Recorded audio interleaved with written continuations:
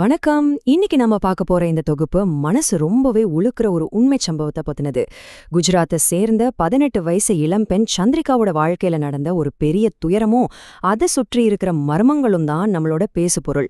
ஒரு குடும்பம், அவங்களோட கௌரவம், ஒரு பொண்ணோட மிகப்பெரிய கனவு, இது மூணும் எப்படி ஒன்னோடொன்னு மோதி ரொம்பவே கோரமான ஒரு முடிவை நோக்கி போச்சு அப்படிங்கறத இந்த தரவுகள் மூலமா நாம இப்ப விரிவா பார்க்க போறோம். ஒரு மனுஷனுக்கு உலகத்திலேயே ரொம்ப பாதுகாப்பான இடம் எதுன்னு கேட்டா உடனே குடும்பம்னு தான் நம்ம எல்லாரும் சொல்லுவோம் இல்லையா? ஆனா உங்கள உலகத்துக்கிட்ட இருந்து பாதுகாக்க வேண்டிய அந்த குடும்பமே உங்களுக்கு ஒரு மிகப்பெரிய அச்சுறுத்தலா மாறினா என்ன நடக்கும்? இந்த கேள்வி ரொம்பவே ஆழமானது. சொல்லப்போனா இந்த மொத்த சம்பவத்தோட அடிநாதமே இதுதான். ஒரு சாதாரண காணாமல் போனோர் வழக்கா ஆரம்பிச்ச இந்த சம்பவம் எப்படி எதிர்பாராத பல திருப்பங்களை சந்திச்சுதுன்னு புரிஞ்சுக்க இந்த கேள்வி உங்க மனசுல அப்படியே நிறுத்திக்கோங்க. சரி, நேரடியா விஷயத்துக்கு வருவோம். ஜூன் 5, 2025 காலையில சுமார் 8:25 மணி இருக்கும்.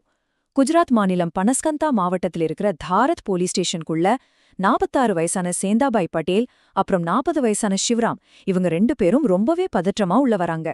படேலோட 18 வயசு மகளான சந்திரிகா முந்தின நாள் சாயங்காலம் 5 மணிக்கு தன் தோழிய பார்க்க போறேன்னு சொல்லிட்டு வீட்டை விட்டு போனவ இன்னும் திரும்பி வரலேன்னு ஒரு புகார கொடுக்கறாங்க. போலீஸ் வழக்கமா கேக்குற முதல் கேள்வி, உங்க பொண்ணை யாரையாவது காதலிக்கிறாளா அப்படிங்கிறது தான். அதுக்கு குடும்பத்தினர் அப்படியெல்லாம் இல்லன்னு உறுதியா சொல்றாங்க. தோழிகிட்ட விசாரிச்சப்போவும் அவ அங்க வரலேன்னு சொல்லிட்டாங்க. புகார் பதிவான உடனே போலீஸ் சந்திரிகாவோட சுவிட்ச் ஆஃப் செய்யப்பட்ட மொபைல் போனை தீவிரமா ட்ராக் பண்ண ஆரம்பிக்கிறாங்க. அந்த போன் சிக்னல் காட்டின பயணப்பாதருக்கே அது உண்மையிலே ரொம்ப அதிர்ச்சியா இருந்துச்சு. காணாம போன 2 நாட்களுக்கு பிறகு ஜூன் 7ஆம் தேதி அகமதாபாத்ல போன் ஆன் ஆகி சரியா 10 நிமிஷத்துல மறுபடியும் ஆஃப் ஆகுது. அடுத்த ஒரு வாரத்துல அந்த மொபைல் சிக்னல் மாநில எல்லைகளை தாண்டுது. மத்திய பிரதேசத்தோட உஜ்ஜைன், அப்புறம் ராஜஸ்தானோட உதய்பூர், கடைசியா ராஜஸ்தான்ல இருக்கிற புலாசர் கிராமம், இப்படி அந்த போன் வெவ்வேறு இடங்கள்ல ஆன் செய்யப்பட்டு உடனே ஆஃப் செய்யப்படுது. போலீஸ்க்கு ஒருவேளை இது கடத்தலா இருக்குமோன்னு சந்தேகம் வந்தாலும் புலாசர் கிராமத்துக்கே நேரா போய் தேடுதலை தீவிரப்படுத்துறாங்க.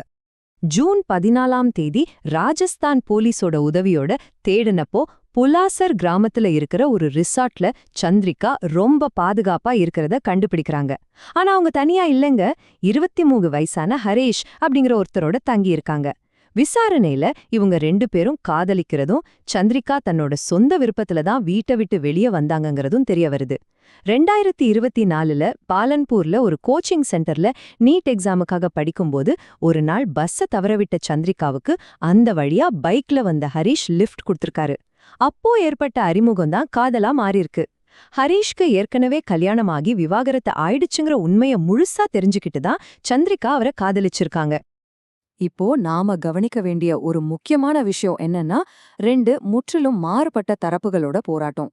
சந்திரிகாவோட குடும்பத்துக்கு இந்த காதல் விவகாரம் தெரிஞ்சதும் அவங்க தங்களோட செல்வாக்க பயன்படுத்தி போலீஸ் மூலமா ஹரீஷ் மேல ஒரு பொய் வழக்க போடுறாங்க. குஜராத் ஒரு மது விலக்கு அமல்ல இருக்கிற மாநிலம் இல்லையா? அதனால ஹரீஷ் மது விற்றார்னு பொய் வழக்கு பதிவு செஞ்சு அவரை ஜெயில அடைக்கிறாங்க. அப்புறம் சந்திரிகாவை மிரட்டி வீட்டுக்கு கூட்டிட்டு போறாங்க. ஒரு வாரம் கழிச்சு ஜெயில இருந்து வெளியே வர்ற ஹரீஷோட மொபைல போலீஸ் முழுசா ஃபேக்டரி ரீசெட் செஞ்சு ஆதாரங்களை அழிச்சிடுறாங்க. ஆனா ஹரீஷ் சும்மா விடல.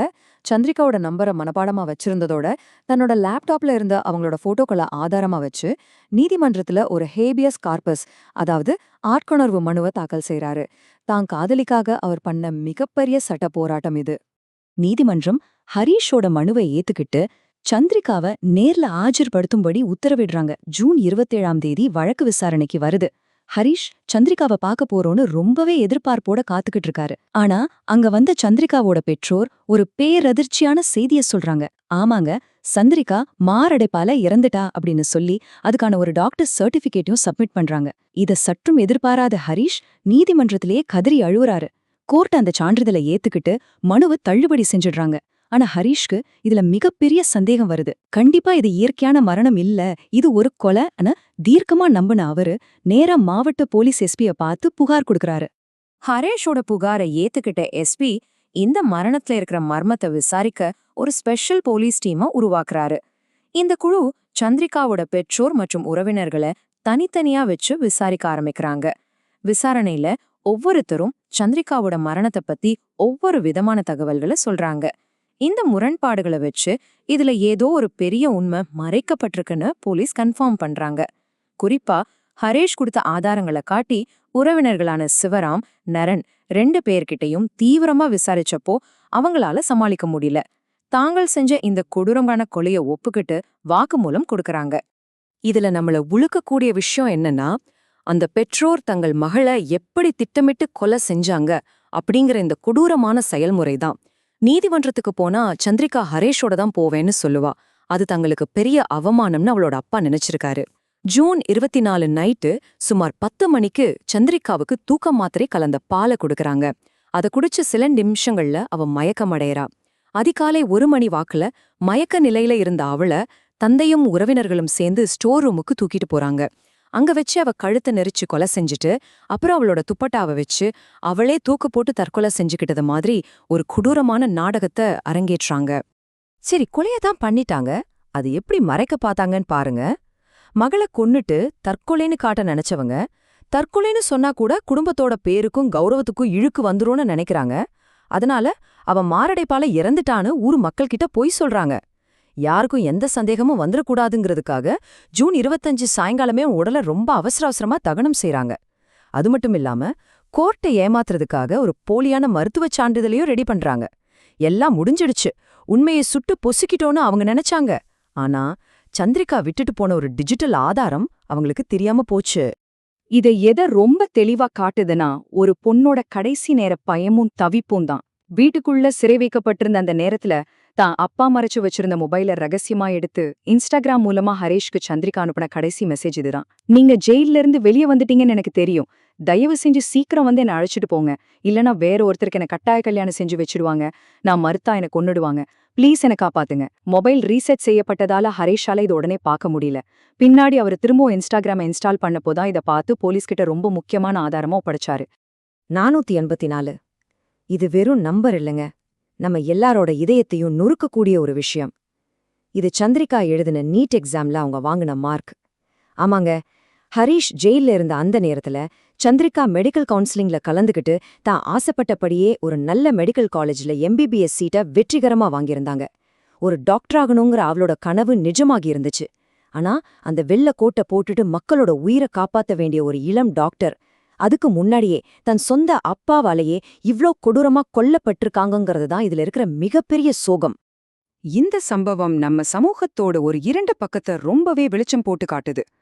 பெத்தவங்க தங்க பொண்ணுங்களோட பாதுகாப்பு பத்தி கவலைப்படுறது ரொம்பவே இயல்பான விஷயம்தான். ஆனா அது ஒருபோதும் அவங்களோட கனவுகளை நசுக்கிற ஆயுதமா மாறிடக்கூடாது. ஒரு பொண்ணு நீட் தேர்வுல பாஸ் ஆகி மெடிக்கல் சீட் வாங்குறதுங்கிறது அந்த சமூகத்துக்கும் குடும்பத்துக்கும் எவ்ளோ பெரிய கௌரவம். ஆனா இங்க போலியான சமூக கௌரவமும் யார் என்ன சொல்வாங்களோ அப்படிங்கிற பயமும் ஒரு அப்பாவோட கண்களை மறைச்சு அவரோட ஈகோ ஒரு அப்பாவோட உயிரை பறிக்கிற அளவுக்கு கொண்டு போயிருக்கு. இது நிச்சயம் பாதுகாப்பில்ல, இது அதிகாரமும் அகங்காரமும் கலந்த ஒரு வன்முறைதான். நம்ம இந்த விளக்கத்தோட இறுதி பகுதிக்கு வந்துட்டோம். அந்த தந்தை இன்னிக்கே ஜெயில் கம்பிகளுக்கு பின்னாடி தான் இவ்ளோ காலம் எதை நினைச்சு பயந்தாரோ அதே சமூகத்தின் முன்னாடி ஒரு கொலையாளியா நிக்கறாரு. ஒரு மகளோட கனவுகளுக்கு உயிர் கொடுக்க வேண்டியவரே அவளோட மூச்சை நிறுத்தியிருக்காரு. உங்ககிட்ட ஒரு முக்கியமான கேள்வியை முன்வச்சு நான் விடைபெறேன். போலியான கௌரவத்துக்காக லட்சியங்களையும் அப்பாவி உயிர்களையும் பலியிடுறத இந்த சமூகம் எப்போ நிறுத்த போகுது? கௌரவம் அப்படிங்கிறது ஒரு உயிரை காப்பாத்துறதுல இருக்கா, இல்ல அதை பறிக்கிறதுல இருக்கா? நீங்களே யோசிச்சு பாருங்க. இதுபோல இன்னும் பல ஆழமான தகவல்களோட அடுத்த பகுப்பாய்வுல நாம சந்திக்கலாம். நன்றி.